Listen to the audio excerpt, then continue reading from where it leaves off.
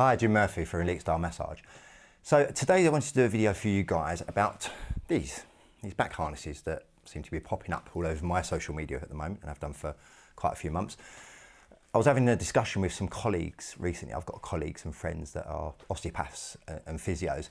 So we often get asked by our clients what we think of these things, because they do pop up quite a lot, especially on the social media side of things, like the massage guns that have been around. There's a mat you can lay on that's meant to release tension from the muscles. There's a back roller. So there's certain products that spark my interest just because of what I do as a soft tissue therapist. So I think anything that does come up that I feel will help you and your postures or your bodies, I think I may get into sort of trying to get hold of one of them and just doing a little review and give you my thoughts and opinions. And also talking to friends and colleagues that are osteopaths and physios. I think it would just be helpful for you guys to whether you're going to invest some money in these things or not waste your money. So I'm not going to name any one particular brand because they're all pretty similar. I didn't buy this one. This belongs to a friend of mine, a client that I thought, oh great, can I borrow your back harness because I want to do a review on it? And he's lent me it and it doesn't fit me. This goes up to a 48-inch chest, and I think my chest is about 52 inches at the moment. They do bigger ones that do if you're slightly larger, because the one I looked at most recently I think went up to a 55-inch chest. But like I said, I do too much bench press, so I've got big pecs there, and so that doesn't fit me. I'll probably just put a video in using my wife just to show you how this back harness does work. So you've got these loops like a harness, and you basically put your arms in it like that, so it goes across your back and over your shoulders. You've got these adjusters here. You pull through the loops and then pull around and attach onto the front, so you can adjust how tight you want these.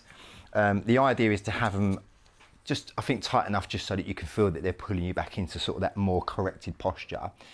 And even if it's not going to pull you into the corrected posture, you want it so that if you try to allow your shoulders to drop forward, it's going to be uncomfortable. So just trying to do that kind of rounded posture that you'd do in front of a laptop or computer screen, it will just not feel that comfortable. So it just reminds you to keep your body upright. So again, having a discussion with some colleagues that are osteopaths and physios and stuff like that, and reporting back to my clients our views on this. Now, they've been on the market for a little while.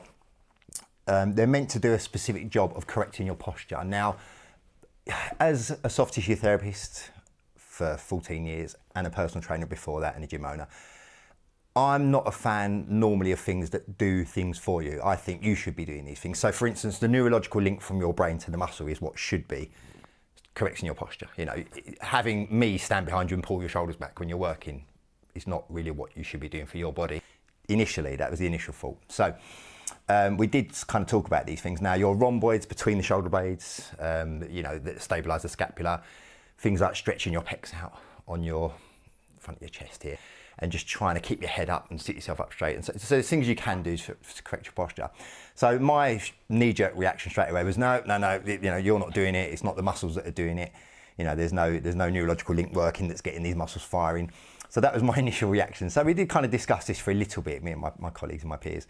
And I think by the end of the conversation, we were kind of the conclusion, well, look, if it is putting you in a better posture or slightly better posture, or even reminding you about correcting your posture, is it a bad thing? And I think the conclusion was no, it's not. And for £15, I think this one, my client paid £15 for this one off Amazon. I think for £15, I don't think they're a bad thing. But, and there is a but, you have to remember to use these things. I know that people will purchase things like this and they'll sit in the drawer. If you're using it because you're sitting in an office for 8 hours a day in front of a computer screen, take it to your office and leave it there, you know, have it on your desk or, you know, right in eyesight, because you're just not going to use it otherwise. So if you've bought it for a specific reason, to help correct your posture, use it for that reason. There are some useful things on the market I've seen and that I've come across. But again, it's up to you to make sure you're doing these things. And I think also getting into a little bit of postural correction will help you. I've done a video on postural correction for office workers, so if you want to have a look at that, it just shows you 3 very simple things you can do for postural correction. And I've titled that one Postural Correction for Office Workers, but it will benefit you if you drive for a living, if you're a hairdresser, massage therapist like myself, if you're spending time in this forward posture, or even if you're on your tech too much. Again, so there can be some useful things out there that will help you, but again, sometimes things to me seem quite gimmicky, where people will buy it, it looks great, and they'll buy it and it's $29.99 or it's $14.99 on Amazon, and they'll put it in a drawer and don't use it.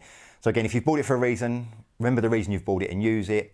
You'll know if it's helping you, you will, because if it's something that reminds you to keep your posture even slightly better, it can't be a bad thing. And for that amount of money, you know, I think £15, I'll waste that in a coffee shop with my wife and kids, you know what I mean? So I think if it is something that's going to help you, it's probably something you could look at. But like I said, as always, do your research, do your research, look at YouTube videos of the best ones that are suited to you, you know, and what you're using it for. And if you are looking at, or you've looked at one of these, it's probably because you have, or you know you've got some kind of problems with your posture. Most people I come across in modern living will say, oh yeah, I've got bad posture, I've got bad posture, because we spend so long doing specific jobs, or you know, on our tech. Our tech is the worst thing for us. I love my smartphone, I'm on my smartphone far too much, but you do end up in this kind of posture.